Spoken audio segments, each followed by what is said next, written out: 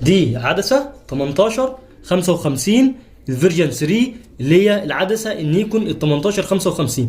طبعا يا جماعه العدسه دي بتشتغل مانوال فوكس واوتوماتيك فوكس اوتوماتيك 18 على 55. فتحه عدسه 3 على 5 و6 على و5 على 6. تمام. فتحه عدسه كادر واسع، تقدر تصور بقى في الافراح، تقدر تصور بقى في الفيديو. العدسه دي فيها اللي هو زر اللوك اللي بيبقى في النص ده اللي تفتح منه العدسه كده. تمام. والعدسه دي طبعا فيها عزل، العزل بتاعها جبار جدا، الوانها جباره، عزل بتاعها جبار. العدسه دي ما شاء الله عليها كويسه جدا. طبعا العدسه دي ما تقفلش. بص لما تيجي تقفل لازم تضغط على زر اللوك عشان تعرف تقفل العدسه. والعدسه دي عندنا زي ما انتم شايفين كده حاجه كده زيرو، حاجه كده يكاد تكون زيرو اصلا ما اشتغلتش.